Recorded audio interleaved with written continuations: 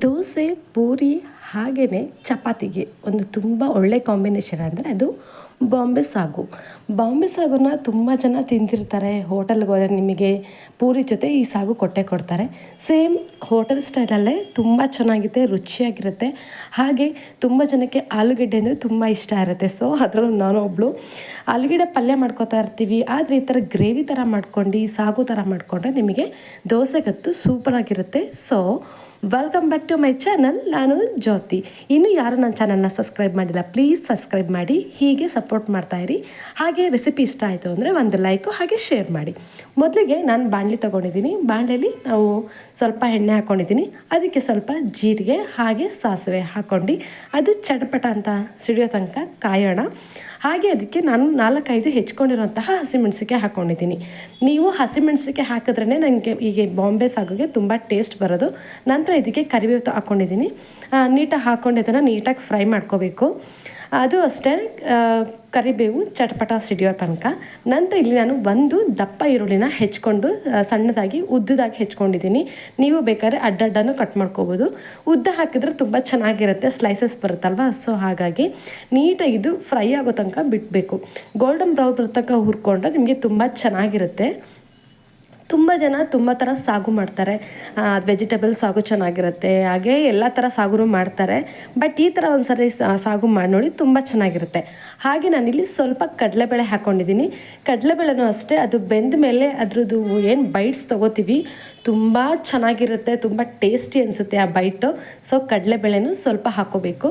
ನಿಮಗೆ ಎಷ್ಟು ಕಡಲೆಬೇಳೆ ಹಾಕಬೇಕು ಹಾಕ್ಬೋದು. ನಾನು ಒಂದು ಟೇಬಲ್ ಸ್ಪೂನಷ್ಟು ಮಾತ್ರ ಹಾಕ್ಕೊಂಡಿದ್ದೀನಿ. ಈಗ ನೀಟಾಗಿ ಫ್ರೈ ಆಗ್ತಾಯಿದೆ. ತುಂಬ ಜನಕ್ಕೆ ತರಕಾರಿ ಅಂದರೆ ಇಷ್ಟ ಆಗಲ್ಲ. ಸೊ ಅಂಥವರು ಬರೀ ಆಲೂಗೆಡ್ಡೆ ಯೂಸ್ ಮಾಡಿಕೊಂಡು ಈ ಥರ ಸಾಗು ಮಾಡಿಕೊಂಡ್ರೆ ಇಷ್ಟಪಟ್ಟು ಚಪಾತಿ ಹಾಗೆ ದೋಸೆ ಪೂರಿಗಂತೂ ಸಖತ್ತಾಗಿರುತ್ತೆ. 1-2 ತಿನ್ನೋರು 3-4 ತಿನ್ನೋವಷ್ಟು ಅಷ್ಟು ಚೆನ್ನಾಗಿರುತ್ತೆ. ಒಂದ್ಸರಿ ನೀವು ಟ್ರೈ ಮಾಡಿ ಹೇಗೆ ಬಂದು ಅಂತ ರೆಸಿಪಿ ಹೇಳಿ. ನಂತರ ಇದಕ್ಕೆ ಸ್ವಲ್ಪ ಚಿಟಿಕೆಯಷ್ಟು ಅರಿಶಿನ ಹಾಕೋತಾ ಇದ್ದೀನಿ. ಇದಕ್ಕೆ ಮೇಯ್ನ್ ಅರಿಶಿನನೇ ತುಂಬ ಚೆಂದ, ಅದು ಕಲರ್ ಸಮೇತ ಕಲರ್ ಕೊಡೋದು ಅರಿಶಿನನೇ.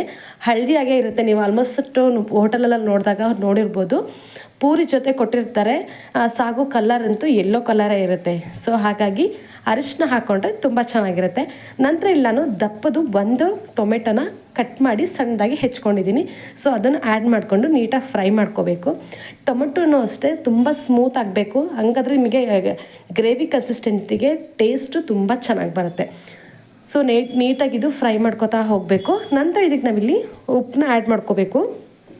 ಸ್ವಲ್ಪ ಫಸ್ಟು ಫ್ರೈ ಮಾಡ್ಕೊಂಡು ನಂತರ ಉಪ್ಪು ಹಾಕೊಂಡ್ರೂ ಚೆನ್ನಾಗಿರುತ್ತೆ. ಇಲ್ಲ ಮೊದಲು ಉಪ್ಪು ಹಾಕಿದ್ರೆ ನಿಮಗೆ ಬೇಗ ಸ್ಮೂತ್ ಆಗಿಬಿಡುತ್ತೆ. ಫಸ್ಟ್ ನಾನು ಇಲ್ಲಿ ಫ್ರೈ ಮಾಡ್ಕೋತಾ ಇದ್ದೀನಿ. ಯಾಕಂದರೆ ಸ್ವಲ್ಪ ನಾನು ಇಲ್ಲಿ ಟೊಮೆಟೊ ಇರೋದು ಇವಾಗ ಚಳಿ ಇರೋದ್ರಿಂದ ಸ್ವಲ್ಪ ನಾನು ರೆಫ್ರಿಜರೇಟರ್ ಇಟ್ಟಿರೋದ್ರಿಂದ ಸ್ವಲ್ಪ ಗಟ್ಟಿ ಇತ್ತು. ಸೊ ಅದಕ್ಕೆ ಸ್ವಲ್ಪ ಸ್ಮೂತಿ ಆಗಲಿ ಅಂತ ಫಸ್ಟು ಹುರ್ಕೋತಾ ಇದ್ದೀನಿ. ನಂತರ ಇದಕ್ಕೆ ನಾನಿಲ್ಲಿ ರುಚಿಗೆ ತಕ್ಕಷ್ಟು ಉಪ್ಪನ್ನ ಆ್ಯಡ್ ಮಾಡ್ಕೋತಾ ಇದ್ದೀನಿ. ನೀವು ರುಚಿಗೆ ಅನುಗುಣವಾಗಿ ನೀವು ಉಪ್ಪನ್ನ ಹಾಕ್ಕೊಳ್ಳಿ. ಈಗ ನೀಟಾಗಿ ಹಾಕ್ಕೊಂಡು 5 ನಿಮಿಷ ಅಷ್ಟು ನೀವು ಅದನ್ನು ಲೋ ಫ್ಲೇಮಲ್ಲಿ ಬೇಯಿಸಿದ್ರು ಚೆನ್ನಾಗಿರುತ್ತೆ. ಸ್ವಲ್ಪ ಇಲ್ಲ ಪಟ ಬೇಗ ಅರ್ಜೆಂಟ್ ಅನ್ನೋರು ಸ್ವಲ್ಪ ಫ್ಲೇಮ್ನ ಜೋರು ಮಾಡ್ಕೋಬೋದು. ಈಗ ಅಂದರೆ ಸ್ಕೂಲ್ ಸ್ಟಾರ್ಟ್ ಆಗ್ತಾ ಇದೆ, ಬೆಳಗ್ಗೆನೇ ಬೇಗ ಎಲ್ರಿಗೂ ಟಿಫನ್ನು ಡ್ಯೂಟಿಗೆ ಹೋಗೋರಿಗೆ ಮಾಡಿಕೊಡ್ಬೇಕಾಗುತ್ತೆ. ಪಟಾಪಟ್ ಅಂತ ಆಗೋ ಸಾಗು ಇದು. ಬೇಗ ಆಗುತ್ತೆ. ನಿಮಗೆ ದೋಸೆಗೆ ಅಂತ ನಿಮ್ಗೆ ಹಿಟ್ಟು ಮೊದಲೇ ರುಬ್ಬಿಟ್ಕೊಂಡಿರ್ತೀರ, ಬೇಗ ಒಂದು 10 ನಿಮಿಷ 15 ನಿಮಿಷದಲ್ಲಿ ಮಾಡ್ಕೋಬೋದು ಅಂತ ಬೇಗ ಈ ರೆಸಿಪಿನ ಮಾಡ್ಕೋಬೋದು. ತುಂಬ ಚೆನ್ನಾಗಿರುತ್ತೆ, ನೀವು ಟ್ರೈ ಮಾಡ್ಬೋದು. ಹಾಗೆ ಇದಕ್ಕೆ ಮೇಯ್ನ್ ಇಂಗ್ರೀಡಿಯೆಂಟ್ ಅಂದರೆ ಒಂದಿದೆ, ಅದು ಹೇಳ್ತೀನಿ. ಅದು ಹಾಕಿದ ಮೇಲೆ ನಿಮಗೆ ಗ್ರೇವಿ ಕನ್ಸಿಸ್ಟೆನ್ಸಿ ಮತ್ತು ಸಾಗು ಕನ್ಸಿಸ್ಟೆನ್ಸಿ ಬಂದ್ಬಿಡುತ್ತೆ. ನಂತರ ಇಲ್ಲಿಗೆ ನಾನು ರುಚಿಗೆ ತಕ್ಕಷ್ಟು ಸ್ವಲ್ಪ ಮಟ್ಟಿಗೆ ಖಾರದ ಪುಡಿ ಹಾಕೋತಾ ಇದ್ದೀನಿ. ಹಾಗೆ ಅರ್ಧ ಟೇಬಲ್ ಸ್ಪೂನ್ ಅಷ್ಟು ನಾನು ಸಾಂಬಾರು ಪೌಡ್ರ್ ಹಾಕೋತಾ ಇದ್ದೀನಿ. ನಾನಿಲ್ಲಿ ಅದನ್ನು ಬಿಟ್ಟು ಬೇರೆ ಯಾವುದೇ ಪೌಡ್ರ್ಗಳನ್ನ ಯೂಸ್ ಮಾಡ್ತಾ ಇಲ್ಲ. ಸೊ ಯಾಕಂದರೆ ಖಾರ ಪುಡಿನೂ ಅಷ್ಟೇ ಬೇಕಾದರೆ ಹಾಕ್ಕೋಬೋದು. ನನಗಿಲ್ಲಿ ಸ್ವಲ್ಪ ಖಾರ ಬೇಕು ಜಾಸ್ತಿ, ನನಗೆ ಸಾಗು ಖಾರ ಇದೆ ಇಷ್ಟ. ಸೊ ಹಾಗಾಗಿ ನಾನಿಲ್ಲಿ ಖಾರದ ಪುಡಿ ಹಾಕ್ಕೊಂಡಿದ್ದೀನಿ. ಸಾಂಬಾರು ಪುಡಿ ಯಾಕಂತ ಹೇಳಿದ್ರೆ ನಾನು ಸಾಂಬಾರು ಪುಡಿಲಿ ಎಲ್ಲ ಥರ ಮಸಾಲೆನೇ ಹಾಕಿ ಮಾಡ್ಕೊಂಡಿದ್ದೀನಿ. ಸೊ ಹಾಗಾಗಿ ಅದು ಸ್ವಲ್ಪ ಕನ್ಸಿಸ್ಟೆನ್ಸಿ ಚೆನ್ನಾಗಿರುತ್ತೆ ಅಂತ. ನಂತರ ಇದಕ್ಕೆ ನಾನು ಹೇಳಿದ್ದೆಲ್ಲ ಮೇಯ್ನ್ ಇಂಗ್ರೀಡಿಯೆಂಟ್ ಅಂತ, ಅದು ಇಲ್ಲಿ ಬಂದು ಕಡಲೆ ಹಿಟ್ಟು. ಕಡಲೆ ಹಿಟ್ಟನ್ನ ನಾನಿಲ್ಲಿ 2 ಸ್ಪೂನಷ್ಟು ಹಾಕ್ಕೊಂಡಿದ್ದೀನಿ. ನೀವು ಬೇಕಾದರೆ ಕಡಲೆ ಹಿಟ್ಟನ್ನ ಹಾಗೇನೂ ಹಾಕೋಬೋದು, ಇಲ್ಲಾಂದರೆ ಒಂದು ಬೌಲಿಗೆ ಸ್ವಲ್ಪ ನೀರು ಹಾಕಿ ಅದರಲ್ಲಿ ಮಿಕ್ಸ್ ಮಾಡಿ ಪೇಸ್ಟ್ ಥರ ಮಾಡಿ ಬೇಕಾದ್ರೆ ಹಾಕೋಬೋದು. ನಾನು ಒಟ್ಟಲ್ಲಿ ಆ ಥರ ಮಾಡ್ತಿಲ್ಲ, ಬಟ್ ನನಗೆ ಅದು ಹಸಿ ಸ್ಮೆಲ್ ಇರುತ್ತಲ್ವ ಹೋಗಬೇಕು ಅಂತ ನಾನು ಎಣ್ಣೆಲ್ಲ ಫ್ರೈ ಮಾಡ್ಕೊತಾ ಇದ್ದೀನಿ. ನಂತರ ಇದಕ್ಕೆ ಕನ್ಸಿಸ್ಟೆನ್ಸಿಗೆ ಎಷ್ಟು ಬೇಕಷ್ಟು ನೀವು ನೀರನ್ನ ಆ್ಯಡ್ ಮಾಡ್ಕೊತಾ ಇದ್ದೀನಿ. ಫಸ್ಟು ಒಂದು ಬೌಲಷ್ಟು ನೀರು ಹಾಕ್ಕೊಂಡು ನೀಟಾಗಿ ಅದನ್ನು ತಿರುಗಿಸ್ಕೊಳ್ಳಿ. ಅದು ಏನು ತಳ ಹಿಡಿಯುತ್ತೆ ಕಡಲೆ ಹಿಟ್ಟು ಅದೆಲ್ಲ ನೀಟಾಗಿ ಬಂದ್ಬಿಡುತ್ತೆ ಮೇಲೆ. ಸೊ ಹಾಗಾಗಿ ನೋಡಿ ನಿಮ್ಗೆ ಗೊತ್ತಾಗ್ತಿದೆ ಕನ್ಸಿಸ್ಟೆನ್ಸಿ ತಿಕ್ಕಾಗಿದೆ. ಸೊ ಈ ತಿಕ್ನೆಸ್ಸು ಇಷ್ಟು ಬಂದಿರುತ್ತೆ. ಸೊ ನೆಕ್ಸ್ಟ್ ಇನ್ನೂ ತಿಕ್ನೆಸ್ ಬರ್ತಾ ಹೋಗುತ್ತೆ ಫ್ಲೇಮಲ್ಲಿ. ಸೊ ಹಾಗಾಗಿ ನೆಕ್ಸ್ಟ್ ಇನ್ನೊಂದು ಬೌಲಷ್ಟು ನೀವು ನೀರನ್ನ ಆ್ಯಡ್ ಮಾಡ್ಕೊಳ್ಳಿ. ನಿಮಗೆ ಜಾಸ್ತಿ ಕನ್ಸಿಸ್ಟೆನ್ಸಿ ಬೇಕು ಅಂದರೆ ಒಂದು 2-3 ಟೇಬಲ್ ಸ್ಪೂನಷ್ಟು ಜಾಸ್ತಿ ಕಡಲೆ ಹಿಟ್ಟು ಹಾಕ್ಕೊಳ್ಳಿ ಸಾಕು. ನಮಗೆ 4 ಮೆಂಬರ್ಸ್ ಇದ್ದೀವಿ ಅಂದರೆ ನೀವು 2 ಟೇಬಲ್ ಸ್ಪೂನಷ್ಟು ಹಾಕಿದ್ರೆ ಸಾಕು. ಕಡಲೆ ಹಿಟ್ಟನ್ನ ತುಂಬ ಚೆನ್ನಾಗಿ ಬರುತ್ತೆ ನಿಮಗೆ. ಮೇಯ್ನು ತಿಕ್ಕಾಗಿ ಹಾಗೆ ಟೇಸ್ಟ್ ಬರೋದಕ್ಕೆ ಮೇಯ್ನ್ ಬೇಕಾಗಿರೋದು ಸಾಗುಗೆ ಕಡಲೆ ಹಿಟ್ಟು. ಸೊ ಹಾಗಾಗಿ ನಾನು ಅಲ್ಲೇ ಮೊದಲೇ ಸ್ವಲ್ಪನೇ ಹಾಕ್ಕೊಂಡೆ ಆಮೇಲೆ ಮಿಕ್ಸ್ ಮಾಡ್ಕೊತಾ ಇದ್ದೀನಿ. ನೀವು ಮೊದಲೇ ಸ್ವಲ್ಪ ಗಂಟಾಗುತ್ತೆ ನಮಗೆ ಅಷ್ಟು ಆಗಲ್ಲ ಅನ್ನೋರು ಮೊದಲೇ ಪೇಸ್ಟ್ ಮಾಡ್ಕೊಂಡು ನಂತರ ಮಾಡ್ಕೊಳ್ಳಿ. ನೋಡಿ ಕನ್ಸಿಸ್ಟೆನ್ಸಿ ಈ ಥರ ಕಾಣಿಸ್ತಾ ಇದೆ ನಿಮಗೆ. ನಂತರ ಇಲ್ಲಿ ನಾನು ಬೇಯಿಸಿಟ್ಕೊಂಡಿರೋಂತಹ 3 ಆಲೂಗೆಡ್ಡೆನ ಸಿಪ್ಪೆ ತೆಗೆದು ಅದನ್ನು ಕಟ್ ಮಾಡ್ಕೊಂಡಿದ್ದೀನಿ. ಅರ್ಧ ಸ್ಮ್ಯಾಶ್ ಆಗಿದೆ, ಬೆಂದಿರುತ್ತಲ್ವ, ಸ್ವಲ್ಪ ನಾನು ಕಟ್ ಮಾಡ್ಕೊಂಡು ಪೀಸಸ್ ಮಾಡಿ ಹಾಕೋತಾ ಇದ್ದೀನಿ. ಸೊ ಈ ಪೀಸಸ್ ಮಾಡಿ ಹಾಕೊಂಡ್ಮೇಲೆ ನೀಟಾಗಿ ಒಂದ್ಸಲಿ ಗ್ರೇವಿ ಒಳಗಡೆ ಮಿಕ್ಸ್ ಮಾಡ್ಕೊಳ್ಳಿ. ಸೊ ನೋಡಿ ನಿಮ್ಗೆ ಈ ಥರ ಕಾಣಿಸ್ತಾ ಇದೆ. ಅದು ಆಲೂಗೆಡ್ಡೆ ನೀಟಾಗಿ ಬೇಯಿಸ್ಕೊಳ್ಳಿ 1-2 ವಿಷಲು. ಈಗಿನ ಆಲೂಗೆಡ್ಡೆಯಲ್ಲಿ 1 ವಿಷಲ್ 2 ವಿಷಲಿಗೆ ಬೇಯೋದೇ ಇಲ್ಲ ಒಂದೊಂದು ಆಲೂಗೆಡ್ಡೆಗಳು. ನಾನು ಫಸ್ಟ್ ಒಂದ್ಸಲಿ 2 ವಿಷಲ್ ಹಾಕ್ಸ್ಕೊಂಡೆ, ಅದು ಬೆಂದಿರಲಿಲ್ಲ, ಮತ್ತೆ ಇನ್ನೊಂದು ವಿಷಲ್ ಹಾಕ್ಸ್ಕೊಂಡೆ. ಸೊ ನೀವು ಅಕಸ್ಮಾತ್ ಬೇಯಿಸ್ಕೊಳಕ್ಕಾಗಿಲ್ಲ ಅಂದರೆ ನೀವು ತುಂಬ ಟೈಮ್ ಇದೆ ಅನ್ನೋರು ಬೇಕಾದ್ರೆ ಹಂಗೆ ಕಟ್ ಮಾಡ್ಕೊಂಡು ಆಲೂಗೆಡ್ಡೆನೂ ಹಾಕೋಬೋದು. ಬಟ್ ಈ ಥರ ಗ್ರೇವಿ ಅಂತ ಅನಿಸೋಲ್ಲ. ಅದು ಚೆನ್ನಾಗಿ ಸ್ಮ್ಯಾಶ್ ಆಗಿದ್ರೆ ಮಾತ್ರ ಈ ಗ್ರೇವಿ ತುಂಬ ಚೆನ್ನಾಗಿರುತ್ತೆ. ಸೊ ಇದು ಗ್ರೇವಿನ ಮಿಕ್ಸ್ ಮಾಡ್ಕೊಂಡು ಒಂದು 10 ನಿಮಿಷ ನಾನು ಲಿಡ್ನ ಕ್ಲೋಸ್ ಮಾಡಿ ಬೇಯಿಸ್ಕೊಂಡಿದ್ದೆ. ನೋಡಿ ನಿಮಗೆ ಕನ್ಸಿಸ್ಟೆನ್ಸಿ ಈ ಥರ ಕಾಣಿಸ್ತಾ ಇದೆ. ಅದು ನೀವು ಇನ್ನೂ ತಿರುಗಿಸೋಗೆ ಹಾಗೆ ಕುದಿಯೋ ಥರ ಬಿಟ್ಟಾಗೆ ನಿಮಗೆ ಇನ್ನೂ ಗ್ರೇವಿ ಥಿಕ್ನೆಸ್ ಬರ್ತಾ ಹೋಗುತ್ತೆ. ಯಾಕಂದರೆ ನಾವಿಲ್ಲಿ ಕಡಲೆ ಹಿಟ್ಟು ಆ್ಯಡ್ ಮಾಡಿದ್ದೀವಲ್ವ, ಸೊ ಕಡಲೆ ಹಿಟ್ಟಿಗೆ ಅದನ್ನು ಗಟ್ಟಿ ಮಾಡೋ ಗುಣ ಇರುತ್ತೆ. ಸೊ ಹಾಗಾಗಿ ಇಷ್ಟು ಬಂದರೆ ಸಾಕು ನಿಮಗೆ ಗ್ರೇವಿ ರೆಡಿ ಆಗುತ್ತೆ ಅಂತ. ಸ್ವಲ್ಪ ನಿಮಗೆ ಹಸಿ ವಾಸನೆ ಇದೆ ಅಂತ ಅನ್ಸೋರಿಗೆ, ಹಾಗೆ ಇನ್ನೂ ಸ್ವಲ್ಪ ಬೆಂದಿಲ್ಲ ಅನ್ನೋರು ಇನ್ನೊಂದು 2 ನಿಮಿಷ ಇನ್ನು ಹೆಚ್ಚಿಗೆ ಸಮೇತ ನೀವು ಬೇಯಿಸ್ಕೋಬೋದು. ನೋಡಿ ತುಂಬ ಚೆನ್ನಾಗಿ ಕಾಣಿಸ್ತಾ ಇದೆ. ಗ್ರೇವಿ ಕಲರ್ ನೋಡಿ ಎಲ್ಲೋನೇ ಬರ್ತಾ ಇದೆ. ಸಾಗು ಕನ್ಸಿಸ್ಟೆನ್ಸಿಗೆ ಬಂದಿದೆ.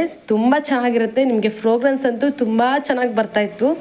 ಆಲೂಗೆಡ್ಡೆಗೆ ಅದು ಕಡಲೆ ಹಿಟ್ಟು ಫ್ಲೇವರು, ಹಾಗೆ ನಾವು ಹಾಕಿರೋ ಈರುಳ್ಳಿ, ಟೊಮೆಟೊ, ಹಾಗೆ ಹಾಕಿರೋಂತಹ ಮಸಾಲೆ ತುಂಬ ಚೆನ್ನಾಗಿದೆ. ಹೆಚ್ಚು ಮಸಾಲೆನ ಯೂಸ್ ಮಾಡ್ದಲೆ ಲೈಟ್ ವೆಯ್ಟಾಗಿ ಮಾಡ್ಕೋಬೇಕು ಅಂದರೆ ಈ ರೆಸಿಪಿನ ಟ್ರೈ ಮಾಡಿ, ತುಂಬ ಚೆನ್ನಾಗಿರುತ್ತೆ. ನಾನಿವತ್ತು ದೋಸೆ ಮಾಡ್ಕೊಂಡಿದ್ದೆ. ಸೊ ದೋಸೆಗೆ ಅಂತ ಮಾಡ್ಕೊಂಡಿದ್ದೀನಿ. ಮಕ್ಕಳಿಗೆ ಬೇಗ ಸ್ಕೂಲ್ ಇರೋದ್ರಿಂದ ಒಂದು 9 o'clock ಅಷ್ಟಿಗೆ ಸ್ಕೂಲ್ಗೆ ಹೋಗಬೇಕು ಅಂದಾಗ ನಂಗೆ ಕನ್ಸಿಸ್ಟೆನ್ಸಿ ಹಸ್ಬೆಂಡ್ ಹೋಗಬೇಕಾಗಿರೋದ್ರ ಲೈಟ್ ವೆಯ್ಟಾಗಿ ಬೇಗ ಏನು ಗ್ರೇವಿ ಮಾಡ್ಕೋಬೋದು ಅಂತ ಹಾಕ್ಕೊಂಡಿದ್ದೀನಿ. ನಂತರ ಇಲ್ಲಿ ನೀವು ಸ್ವಲ್ಪ ಮೇಲೆ ಗಾರ್ನಿಷಿಗಾಗಿ ಸ್ವಲ್ಪ ಕೊತ್ತಂಬರಿ ಹಾಕ್ಕೊಳ್ಳಿ. ನಾನು ಆಲ್ರೆಡಿ ಫಸ್ಟ್ ಒಂದ್ಸಲಿ ಗಾರ್ನಿಷಿಗೆ ಸ್ವಲ್ಪ ಟೇಸ್ಟಿಗೆ ಅಂತಲೂ ಕೊತ್ತಂಬರಿ ಹಾಕ್ಕೊಂಡಿದ್ದೆ, ಬಟ್ ಇಲ್ಲಿ ಗಾರ್ನಿಷಿಗೆ ಅಂತಲೂ ಸ್ವಲ್ಪ ಹಾಕ್ಕೊಂಡಿದ್ದೀನಿ. ನೋಡಿ ಈಗ ಸಖತ್ತಾಗಿರೋ ಗ್ರೇವಿ ಅಂತ ಹೇಳಿದ್ರೆ ಅದೇ ಬಾಂಬೆ ಸಾಗು ರೆಡಿಯಾಗಿದೆ. ತಿನ್ನೋದಕ್ಕಂತೂ ಸೂಪರಾಗಿ ಟೇಸ್ಟ್ ಆಗಿರುತ್ತೆ. ಖಾರವಾಗಿ ಹಾಗೆ ಉಪ್ಪು ಎಲ್ಲ ಸಮದಟ್ಟವಾಗಿ ಹಾಕಿದ್ದೀನಿ. ಸೊ ತುಂಬ ಚೆನ್ನಾಗಿ ಬಂದಿದೆ. ನೀವು ಟ್ರೈ ಮಾಡಿ. ರೆಸಿಪಿ ಹೇಗೆ ಬಂತು ಅಂತ ಹೇಳಿ ಇಷ್ಟ ಆದರೆ ನಿಮ್ಮ ಫ್ರೆಂಡ್ಸ್ಗೆ ಫ್ಯಾಮಿಲಿಗೆ ಶೇರ್ ಮಾಡಿ. ನನಗಂತೂ ತುಂಬ ಇಷ್ಟ ಆಯಿತು ಗ್ರೇವಿ. ನಾನು ಬೇರೆ ಕಡೆ ನೋಡಿ ಕಲ್ತ್ಕೊಂಡಿರೋದು. ಸೊ ಬೇರೆಯವ್ರಿಗೆ ಯೂಸ್ ಆಗುತ್ತೆ. ನಾನು ಕಲ್ತ್ಕೊಂಡಿದ್ದೀನಿ ಅಂದರೆ ನನ್ನಿಂದ ಇನ್ನೊಬ್ರಿಗೆ ಯೂಸ್ ಆಗುತ್ತೆ ಅಂತ ಸೊ ಈ ಗ್ರೇವಿ ಮಾಡಿದ್ದೀನಿ. ಹಾಗೆ ಇಲ್ಲಿ ದೋಸೆಗೆ ಹಾಕ್ಕೊಂಡಿದ್ದೆ. ದೋಸೆನೂ ಅಷ್ಟೇ ಇವಾಗ ಚಳಿಗಾಲ ಇರೋದ್ರಿಂದ ನಿಮಗೆ ಅದು ಏನು ಉಬ್ಬೋದು ಎಲ್ಲ ಕಡಿಮೆ ಇರುತ್ತೆ. ಸೊ ಉಬ್ಬಬೇಕು ಅಂದರೆ ಸ್ವಲ್ಪ ನೀವು ರಾತ್ರಿನೇ ನೀವು ಮಾಡಿಟ್ಕೊಂಡಿರ್ತೀರಲ್ವ ಹಿಟ್ಟನ್ನ, ಅದನ್ನು ಸ್ವಲ್ಪ ನೀವು ಎಲ್ಲ ಕೆಲಸ ಆದಮೇಲೆ ಸ್ವಲ್ಪ ಬಿಸಿ ಇರುವಂತಹ ಈಗ ಕುಕ್ಕರ್ ಅನ್ನ ಆಗಿರುತ್ತೆ. ಸೊ ಅದನ್ನ ಇಳಿಸಿರ್ತೀರ, ಅದ್ರ ಮೇಲೆ ಏನಿದೆ ನೀವು ಹಿಟ್ಟನ್ನ ಇಟ್ಬಿಟ್ರೆ ನಿಮಗೆ ಬೆಳಗ್ಗೆ ಹೊತ್ತಿಗೆ ನಿಮ್ಗೆ ಅದು ಚೆನ್ನಾಗಿ ಉಬ್ಬು ಬಂದಿರುತ್ತೆ. ತುಂಬ ಚೆನ್ನಾಗಿರುತ್ತೆ. ನನಗೆ ದೋಸೆನೂ ಅಷ್ಟೇ ತುಂಬ ದಪ್ಪ ಅಂದರೆ ತುಂಬ ತೆಳು ಇಷ್ಟ ಆಗಲ್ಲ. ಸೊ ಈ ಕನ್ಸಿಸ್ಟೆನ್ಸಿ ತುಂಬ ಇಷ್ಟ ಆಗುತ್ತೆ. ಸೊ ಇದಕ್ಕೆ ಸ್ವಲ್ಪ ತುಪ್ಪ ಹಾಕ್ಕೊಂಡು ನಾನು ದೋಸೆ ರೆಡಿ ಮಾಡಿ ಇಟ್ಕೊಂಡಿದ್ದೀನಿ. ನೋಡಿ ಇಷ್ಟು ಕ್ರಿಸ್ಪಿಯಾಗಿ ಬರುತ್ತೆ, ತುಂಬಾ ಚೆನ್ನಾಗಿರುತ್ತೆ. ದೋಸೆ ರೆಡಿಯಾಗಿದೆ, ಹಾಗೆ ಸಾಗುನು ರೆಡಿಯಾಗಿದೆ. ಸೊ ಟೇಸ್ಟ್ ಹೇಗಿದೆ ಅಂತ ನೋಡೋಣ. ತುಂಬ ಚೆನ್ನಾಗಿ ಕಾಣಿಸ್ತಾ ಇತ್ತು. ಪಲ್ಯ ಸಮೇತ ನನಗೆ ಆಲೂಗಡ್ಡೆ ಪಲ್ಯ ಅಂದರೆ ತುಂಬ ಇಷ್ಟ. ಸೊ ಅದನ್ನು ಮೀರಿಸುತ್ತೆ ಈ ಬಾಂಬೆ ಸಾಗು. ರುಚಿಯಾಗಿ ಹಾಗೆ ಶುಚಿಯಾಗಿ ಆರೋಗ್ಯಕರವಾಗಿ. ಹಾಗೆ ಒಂದು ಹೇಳ್ತೀನಿ, ವಾಯು ಇರೋರು ಪ್ಲೀಸ್ ಆಲೂಗಡ್ಡೆನ ಅವಾಯ್ಡ್ ಮಾಡಿ. ಸೊ ಹೇಳ್ತಾ ಇವತ್ತಿನ ರೆಸಿಪಿನ ಇಲ್ಲಿಗೆ ಎಂಡ್ ಮಾಡ್ತಾಯಿದ್ದೀನಿ. ಹೀಗೆ ಚಾನಲ್ನ ಸಪೋರ್ಟ್ ಮಾಡ್ತಾಯಿರಿ. Thanks for the watching.